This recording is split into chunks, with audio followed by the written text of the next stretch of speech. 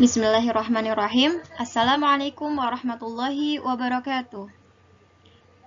Mari kita mulai dengan membaca doa bersama-sama. Bismillahirrahmanirrahim. Raditu billahi rabba wa bil islami dina wa bi Muhammadin nabiyya wa rasula. Rabbi zidni ilma warzuqni fahma. Amin. Oke, pada kesempatan kali ini kita akan mempelajari hadis arba'in yang kedua. Disimak baik-baik ya, dan semoga Allah selalu memberikan kita hidayah dan taufik untuk selalu belajar dan mendalami ilmu agama. Amin ya rabbal alamin. Bismillahirrahmanirrahim. Hadis arba'in yang kedua. Bainama nahnu julusun 'inda Rasulillah sallallahu alaihi wasallam dzata yaumin.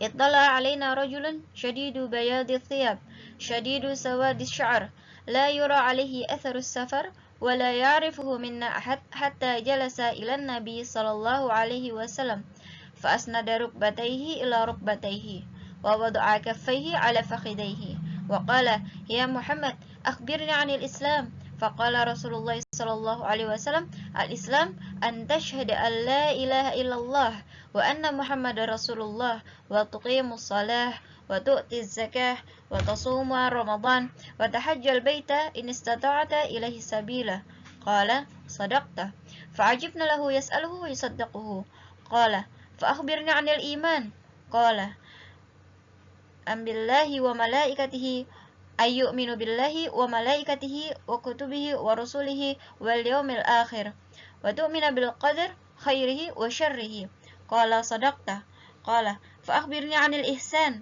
قال أن تعبد الله كأنك تراه فإن لم تكن تراه فإنه يراك قال فأخبرني عن الساعة قال ما المسؤول عنها بأعلم من السائل قال فأخبرني عن أمارتها قال أن تلد الأمة ربتها وأن ترى الحفاة العراة العالة رعاء الشاء يتطاولون في البنيان ثم انطلق فلبثت مليا ثم قال يا عمر أتدري من السائل قلت الله ورسوله أعلم قال فإنه جبريل آتاكم يعلمكم دينكم رواه مسلم.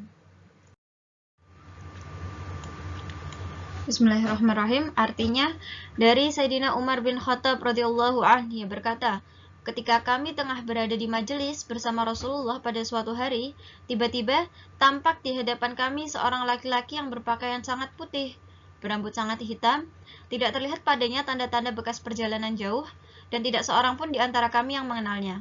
Lalu ia duduk di hadapan Rasulullah Shallallahu Alaihi Wasallam dan menyandarkan lututnya pada lutut Rasulullah dan meletakkan tangannya di atas paha Rasulullah. Selanjutnya ia berkata, Hai Muhammad, beritahukan kepadaku tentang Islam. Rasulullah menjawab, Islam itu engkau bersaksi bahwa sesungguhnya tiada Tuhan selain Allah dan sesungguhnya Muhammad itu utusan Allah.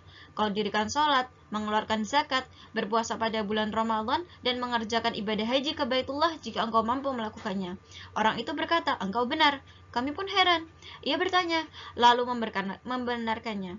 Orang itu berkata lagi, beritahukan kepadaku tentang iman. Rasulullah menjawab, engkau beriman kepada Allah, kepada para malaikatnya, kitab-kitabnya, kepada utusan-utusannya, kepada hari kiamat, dan kepada takdir yang baik maupun yang buruk. Orang tadi berkata, engkau benar. Orang itu berkata lagi, beritahukan kepadaku tentang ihsan. Rasulullah menjawab, engkau beribadah kepada Allah seakan engkau melihatnya. Jika engkau tidak melihatnya, sesungguhnya dia pasti melihatmu. Orang itu berkata lagi, beritahukan kepadaku tentang kiamat. Rasulullah menjawab, orang yang ditanya itu tidak lebih tahu daripada yang bertanya. Selanjutnya orang itu berkata lagi, beritahukan kepadaku tentang tanda-tandanya. Rasulullah menjawab, jika hamba perempuan telah melahirkan tuan putrinya. Jika engkau melihat orang-orang tidak beralas kaki, tidak berbaju, miskin, dan penggembala kambing berlomba-lomba mendirikan bangunan.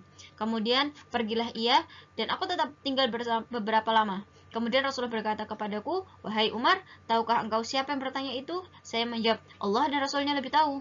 Rasulullah menjawab, ia berkata, dia adalah Jibril alaihissalam. Dia datang untuk mengajarkan kepadamu tentang agama kepadamu. Alhamdulillah, hadisnya panjang banget ya. Baik, sekarang adalah waktunya penjelasan.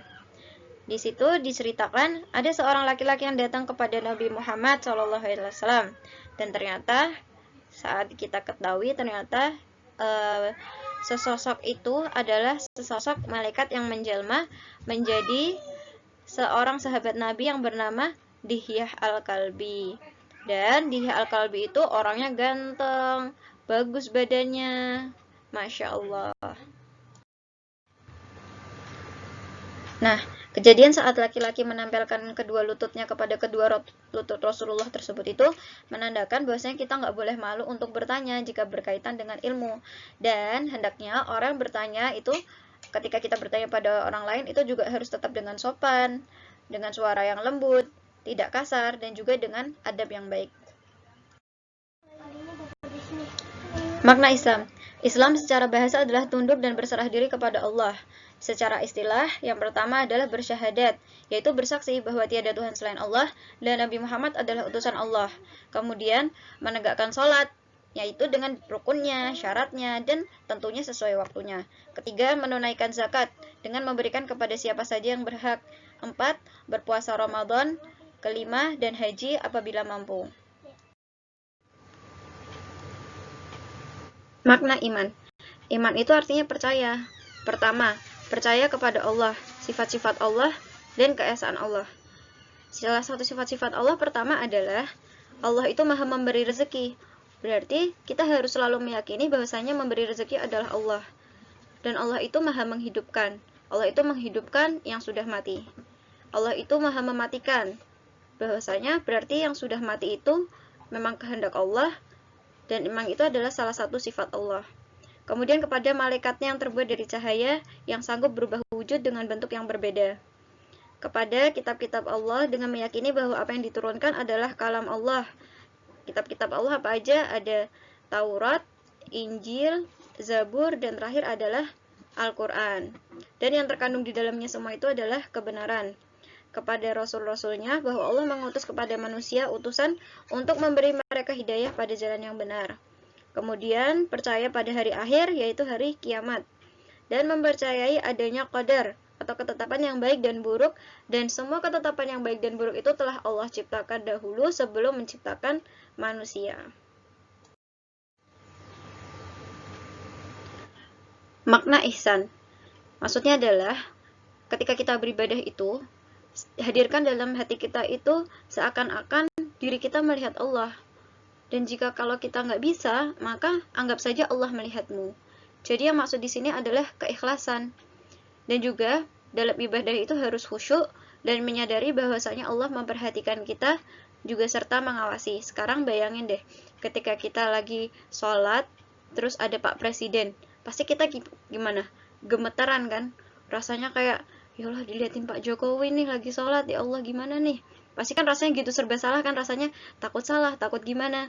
Nah, sekarang bayangkan saja ketika kita beribadah, yang melihat kita adalah orang yang menciptakan Pak Jokowi tadi. Berarti lebih besar kedudukannya, lebih besar martabatnya, dan lebih besar dari segalanya.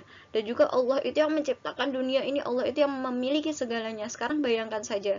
Berarti kita harus menghadirkan dalam hati diri kita untuk khusyuk dan tunduk bahwasanya Allah itu pasti selalu melihat kita, dan bagaimana kita harusnya menghadirkan ibadah yang terbaik untuk Allah. As-sa'ah. Di dalam hadis ini disebutkan as-sa'ah, bukan yaumul qiyamah, tapi as-sa'ah itu sama dengan yaumul qiyamah. Kenapa dinamakan as-sa'ah?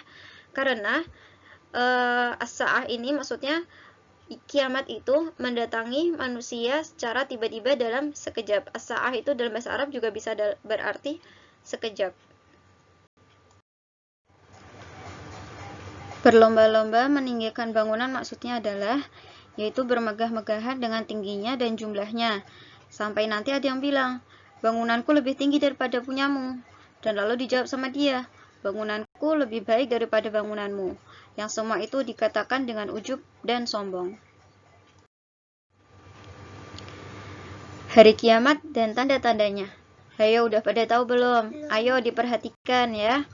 Dan coba kita sambil teliti apakah sudah ada tanda-tanda ini. Kiamat dibagi menjadi dua. ada kiamat sugro, dan ada kiamat kubro.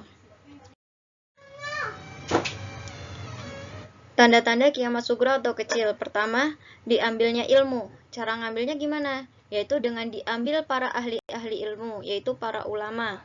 Kemudian banyak gempa yang terjadi, banyaknya fitnah dan banyaknya zina, banyak orang yang minum khamar, riba, banyak yang durhaka kepada orang tua, menampakkan perbuatan maksiat, dan mereka itu kadang bangga dengan perbuatan mereka, kemudian meninggalkan sholat dan amanah, sedikitnya amar ma'ruf dan nahi mungkar. Sekarang kita lihat, banyak nggak yang terjadi di sekitar kita hal-hal seperti ini, dengan jangan sampai kita menjadi orang yang durhaka pada orang tua, karena durhaka pada orang tua itu dosanya besar sekali. Wa iyadzubillah. Tanda kiamat kubro atau besar. Pertama, munculnya Imam Mahdi, keluarnya Dajjal, turunnya Nabi Isa alaihi salam, keluarnya Ya'juj Ma'juj, dan terbitnya matahari dari barat. Semoga kita semua dijaga dari fitnah-fitnah besar ini. Dan semoga Allah selalu memberikan hidayah dan taufik untuk melakukan perbuatan baik, melakukan amal baik. Amin ya robbal alamin. Alhamdulillah, sudah selesai materi kita hari ini. Sekarang tanya jawab ya. Soalnya pertama adalah, pernahkah kamu merasa sangat sulit untuk khusyuk dalam sholat? Kedua, bagaimana caranya untuk khusyuk dalam sholat? Oke, dijawab ya. Lalu dikirimkan semua catatan dan jawaban ini dikirimkan via WA saya. Jadi jangan langsung dikirimkan di grup ya. Langsung ke WA saya. Cukup sekian dari saya. Billahi taufiq wal hidayah. Assalamualaikum warahmatullahi wabarakatuh.